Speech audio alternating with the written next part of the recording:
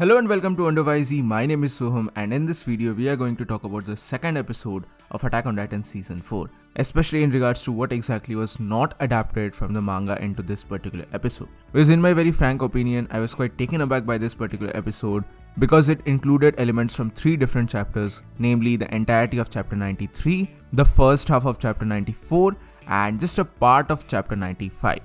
But there were quite a lot of scenes which were omitted from here and there. And in this particular video, we are going to have a discussion in this particular matter, and I would try to give my reasoning as well as thoughts upon this entire phenomenon. But before that, if you're new here, then please consider subscribing to the channel since I do weekly anime and manga related content along with Attack on Titan reviews. We're trying to hit 5,000 subscribers by the end of 2020, so like and sub would be massively appreciated. Now on to the video.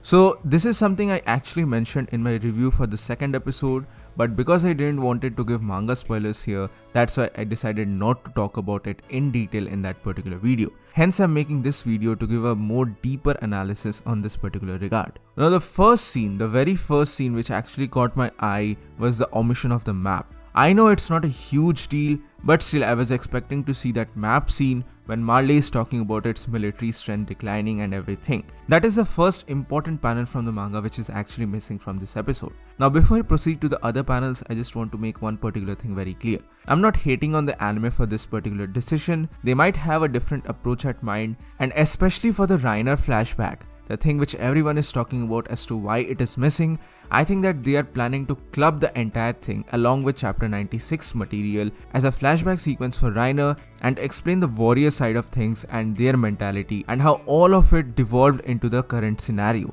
So I'll talk about it in detail later on in this particular video, but for now we get into the part with Zeke, because while he is giving his explanation, we don't get to see this glorious panel of the Attack Titan and the Colossal Titan. Moreover, while Zeke is talking about the Paradise Island and how they have acquired 3 Titan powers, their silhouette is not actually shown like it was shown in the manga. Moreover, for me, the most disappointing panel omission was indeed the pose of the 2 Ackermans. I was really excited to watch this particular scene.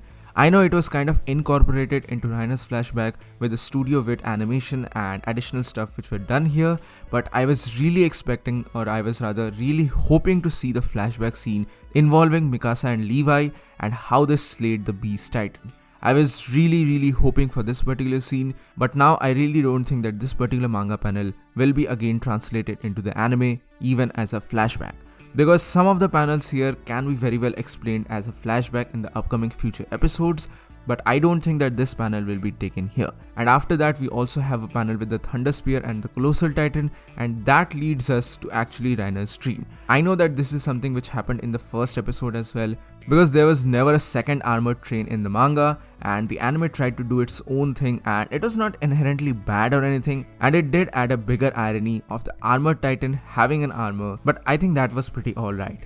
But now moving on to chapter 94, we do not get the glorious panel of the armored titan taking the weight of the Marleyan warrior program for the last 4 years. I think this panel was very important in the manga as well, because it went on to show the mental frustration of Reiner as well, because he's shouldering such a huge amount of load for such a long time. And then we possibly head on to the most important part of the manga which was not included in this particular episode, or maybe this will be included in the next episode, I'm not sure here, but still we need to talk about this, and that is the table discussion. Here, Gabi asks Reiner to talk about the Island Devils and how they behaved and how he was in a literal hell for the last 4 years while he was trying to do his mission. This is where we get the mental frustration and the PTSD-like scene of Reiner, and this was the starting moment, for me at least, when I started to have a little sympathy for Reiner in the manga. This scene was very important in my opinion, and it really goes on to show his frustration, his guilt and his anxiety getting the better of him. And the entire panels of him describing the Eldian soldiers, from Sasha eating the potato to Eren and everyone else, this entire thing was omitted from the anime. I don't really know the reason why, and I don't really know if this particular thing will be adapted into the anime in the future. I really don't think that is going to be the case, because that will not make a lot of sense, because this particular flashback was only relevant here at this table discussion. I know that they can incorporate this as another dream that Reiner is having, or maybe this will be a flashback moment before he tries to take the gun to his mouth. That can actually be done here, But this scene was far more important here in this particular narrative because this was giving Gabby the first chance at a different approach for the so-called Island Devils. And lastly, the entire training camp, which had a young Rainer and everyone else, was totally omitted from this particular episode. This was one of my personal favorite scenes from this particular chapter, especially that moment of a young Rainer who is struggling his best to keep up with the training in the rain, and for the very first time it actually gave me a lot of sympathy for this character after all the things that he has been through, because he was also a very big product of the brainwashing that was involved here, and that is aptly on display in the manga as well. But all of this is omitted from the second episode of the anime, and I think all of this will be clubbed together along with the flashback sequences from chapter 96, and we will get to see that in the next episode. And next we head on to chapter 95, and actually a very little portion of the chapter is included in this particular episode, namely the table discussion that the warriors have. But even then, one important panel or one legendary panel that is actually missing here is the scene with Peak.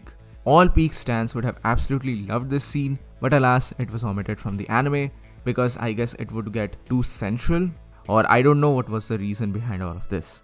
But anyway, this was the comparison between the anime and the manga for episode 2 of Attack on Titan season 4. What do you guys think about all of this? Please mention your thoughts in the comment section below. Did you like the episode? Did you enjoy the episode? What were your favorite moments from it? And what scenes were you disappointed that it didn't happen in the anime? Please mention all your thoughts in the comment section below.